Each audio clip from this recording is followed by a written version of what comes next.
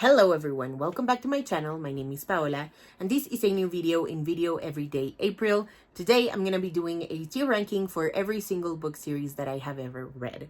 This should be interesting considering that I haven't touched some of these series in a really long time, like well over 10 years I think for some of them. This time around the tiers are a lot more straightforward because I couldn't really adapt my Drag Race moments in previous tier ranking videos for this iteration of it.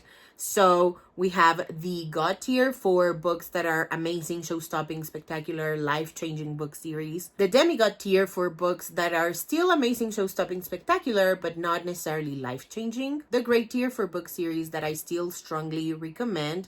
I would probably need a reread of these to be absolutely certain, but from what I can remember, I still strongly recommend that everybody reads these series. The Good tier for book series where I feel okay about them. I would probably need a reread to be certain whether they're good, great, demigod, or God tier.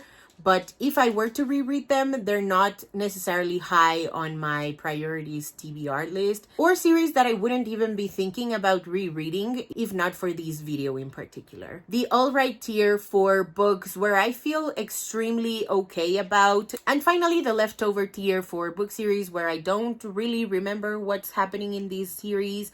I don't know if I would or would not recommend them.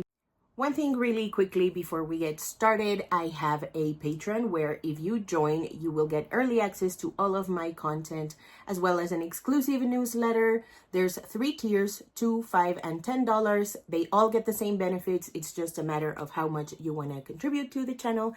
I would very much appreciate it if you could support me over there. That's all. Let's move on. The first series that I have here is the Princess Diary series by Meg Cabot. Fun fact, I remember reading the first 2 books in the series when I was on vacation. And I remember being extremely asocial at the time because I was like 14 years old. So I would lock myself in the room and just read my life away.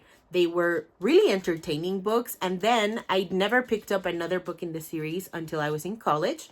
I reread the first 2 books and went on, and it was the most incredible experience. I remember needing to read because I had spent so much time before just like reading fanfics or reading books that were popular, reading books that people were telling me to read because the movie adaptation was happening or something. And so the Princess Diary series came back to my life because I was like trying to remember what it was like to just like read what I wanted or something. Mia, I remember feeling like it was actually me at 14 years old. She felt so relatable. I really love this book series. I love that it sometimes nods to the movie adaptations. And so I am definitely putting this in the God tier. A Series of Unfortunate Events by Lemony Snicket. This I remember being really popular back when the movie came out. I remember I had a friend, a classmate, that very kindly lent me the first 3 books in the series. And then I read them when I was in college, had a great time. I think I stopped at book 10. And then I reread them all in 2021. I think this was the first book series where I was like, I think I'm meant to be reading this as an adult so that I am not as shitty as the adults are in these books. Like there's like 3 adults that I remember that were good to these kids. Maybe it was the fact that I was working with kids at the time. The kids had a very specific type of home life. And I took it upon myself to sort of get the message from the book that I was meant to be a good adult for kids to be with, as in like a safe adult. If that makes sense. I'm gonna put this in a God tier for that reason. The Vampire Academy series by Richelle Mead. This is the first book series that I read because of BookTube. I remember this was a series where I couldn't exactly marathon it because Rose was just a lot. I am overdue for a proper reread. I don't know. I'm gonna put this in great because I remember having fun and now I'm feeling a little nostalgic for vampires. The Percy Jackson series by Rick Riordan. This is a really interesting case. I found BookTube and people were talking about these in a really specific way. I feel like that was my introduction to like fandom wars. And it was weird and it made me really curious because people were fighting about whether this was better than the Harry Potter series or not, about who would win in a fight or whatever. By the way, Percy Jackson would absolutely demolish Harry. Anyway, I was so curious because so many people were talking about it. So many people were drawing these comparisons. And so I was like, I'll be the judge of which book series is better than the other one. I had the time of my life. The voice in these books is so precious to me. Percy feels so real and so grounded. Ooh, was this life-changing? I'm looking at, yeah, this was definitely life-changing. The Heroes of Olympus series. This was such a monumental task. All of these books are over 500 pages long, which is absolutely nuts to me. Yeah, this series put me through the ringer. This is definitely a series where I would need to reread them. I know a lot of Tumblrinas feel a very specific way about these book series. I'm gonna put this in great tier. The Kim Ripper Duology by Sarah Grayley. This was one of the first graphic novels that I got to read. I think I read the first one for the Booktubeathon or something. I really enjoyed all these shenanigans. I really loved the college side of it. It was really fun because I wasn't reading a lot of books where the main characters were in college. And so it felt like an extension of what I loved about contemporary fantasy in a high school setting. It was really, really fun. I really love the art style in this one. I'm gonna put this in demigod tier. To All the Boys I've Loved Before by Jenny Han. I think I had no interest in reading this series up until the movie dropped, and even then I felt like the movie was good enough, but it wasn't until I saw a tweet that called Peter Kavinsky a lot more realistic in the books, whereas in the movie he's a lot more like the ideal version of a teenage boy. And so I was really intrigued by that. I think at the time I hadn't read a lot of YA contemporary, and so I read the first book, and it took me quite some time to read the other two books. I reread them in 2021 very quickly. I remember really loving what happens in book 3. The angst was really angsting, and I really enjoyed the drama of book 3. So I'm gonna put this in the good tier. I think it is good. Tiny Pretty Things by Sana Charipatra and Doniel Clayton.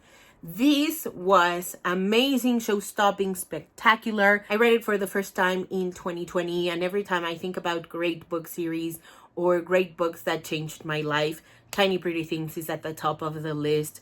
It reminded me of what it was like feeling passion about something and doing your absolute best to get to that thing that you love. I love how truthful they feel. I love that it didn't shy away from the ugly sides of girlhood.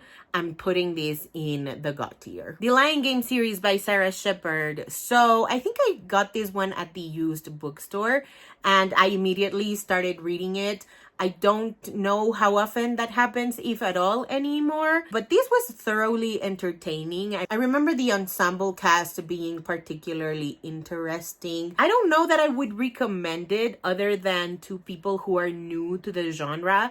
And even then, I feel like now there's even better introductory books for YA mystery. So I'm gonna put this in the leftover tier. Mi Squad by Chantela Acevedo. This is a middle grade duology, very like Percy Jackson coded, but it's about the muses, and I love that it's about autonomy and friendship. I am overdue for a reread. I'm gonna put this in demigod tier. The Dragon Warrior duology by Katie Zhao. This was so bittersweet. I love that this book series touches on complex and really complicated sibling relationships. I love the Chinese mythology, how high the stakes are. I'm gonna put this in the great tier, but I have a feeling that if I reread the duology, I would absolutely put this in the demigod tier. So for now, the great tier will do. The Perfectionist by Sarah Shepard.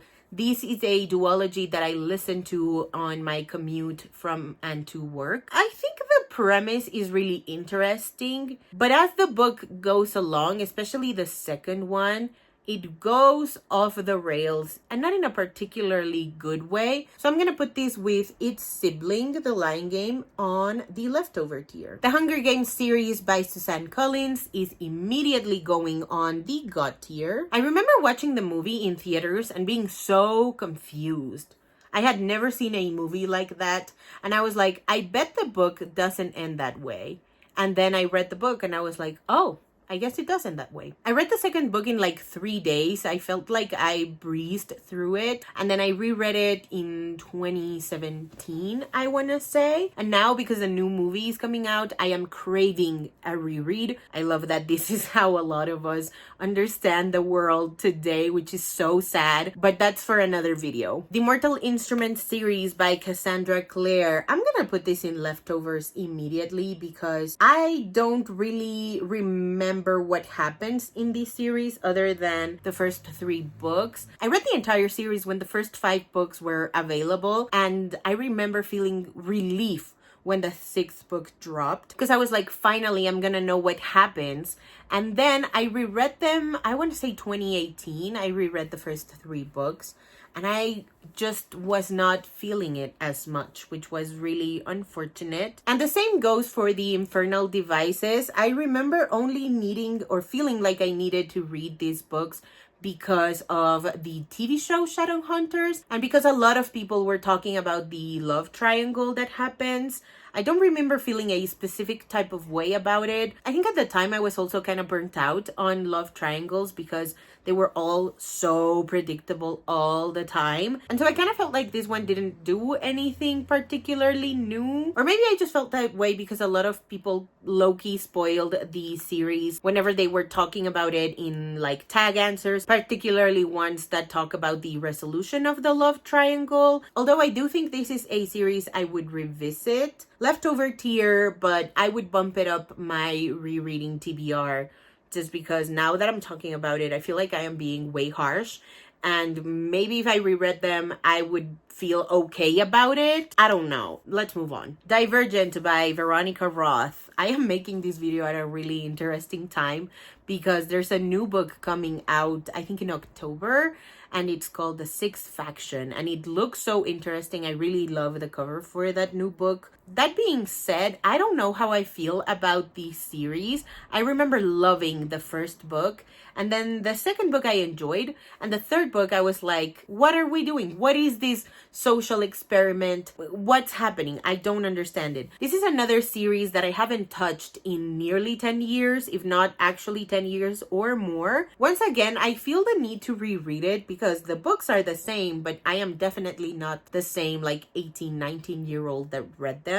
So, I don't know where I want to put it. I'm going to put it in the leftover tier because, once again, I remember book 1 really well. Book 2, I remember being really interesting. And by book 3, I was checked out. I remember just going like, I'm already here, so I'm gonna finish it, but I wasn't really enjoying my time with it, if that makes sense. The A Study in Drowning series by Ava Reid. This is one of my favorite series of all time. I feel like this one touches on male genius, misogyny, what it means to be a victim and a survivor. I love that it's about telling the truth and pursuing the truth no matter what. I really, really love the way that this is written. I love the sequel too, and the companion and archive of romance is so fantastic. I really love how it enriches the world. So I'm gonna put this in God tier. Three Dark Crowns by Kendar Blake. This was my first YA high fantasy book series, and I was so struck by how brutal it was. I love that it's a series that doesn't shy away from, again, the truth of the world. I feel like it promises something and it delivers on that. I love the stakes, and I love how it explores complex political intrigue and sibling dynamics. So I'm gonna put this in demigod tier. Snot Girl by Brian Lee O'Malley and Leslie Hung. I read this because of Whitney from Witty Novels, because she talked about it in a video where she was like defending her favorite books, and this was so thoroughly entertaining. I love that it's about unlikable people in an unlikable world. I love that it's about like influencers before influencers were called influencers. I'm gonna put this in the great tier. This was so fun. The original Grishaverse trilogy, aka Shadow and Bone, Siege and Storm, and Ruin and Rising, immediately God tier. If I hadn't reread them, I would have put them in demigod tier or maybe even the great tier. But rereading them so recently because of Video Everyday April renewed my love for the characters, and I feel like I just looked at them in a different light. It was so good. I love this series so much. The Six of Crows duology by Lee Bardugo, aka the second installment in the Grishaverse. This is another series that I had to reread for Video Everyday April. The video has not come out yet as of the making of this video. I felt like this one would be the hardest to reread because of how long it is, because of how many characters there is to keep up with. The world in this feels a lot more specific because we're in a specific city and we're talking about the specific kind of idiosyncrasy that these people live in, whereas in Shadow and Bone we're exploring an entire country's political intrigue. This one felt a lot more specific, and for that it felt a lot more daunting as a rereading experience, but I had so much fun with it. Again, it reignited my love for the characters. It made me sure that I really wanted to read the Nikolai duology. So I'm gonna put this in the demigod tier because I did enjoy Shadow and Bone better, but I still really enjoyed this series. It just wasn't as whoa as Shadow and Bone in my eyes. I know a lot of people disagree with me, and that's okay. The Hollow Crown duology by Zoraida Cordova. This is demigod tier. This was incredible. This is another YA high fantasy, breathtaking in its brutality, and just, again, it promised something, it delivered. It was shocking. The characters, the magic system was really well built. I really enjoyed it. It's not as life-changing to me as Shadow and Bone was, but my goodness, this was so good. The Marrow Thieves by Cherie Dimaline. There are currently only 2 books in the series, and Hunting by Stars is a phenomenal follow-up. Immediately got tier. If you think you've read good dystopians, no, you have not, unless you have read The Marrow Thieves. I love how high the stakes are. I love the found family of it all. Dash and Lily's Book of Dares by Rachel Cohn and David Levithan. This was so cute. I had the time of my life with this trilogy. I'm gonna put this in the great tier. Dash and Lily make such a fun grumpy sunshine couple. They're so cute together. I'm just really happy that I gave this trilogy a chance, and I'm really sad that we didn't get more seasons from Netflix. And last but certainly not least, we have Twilight by Stephanie Meyer. This is another book series that I haven't touched in well over 10 years. I read the first book when the movie came out, but I watched the movie first and then I read the book because everybody was talking about the Edward Cullen characterization and whether Robert Pattinson fit the role or not. And that's how it went for the next 2 books, New Moon and Eclipse. The movies would come out, I would be in the middle of the book, watch the movie, then finish the book.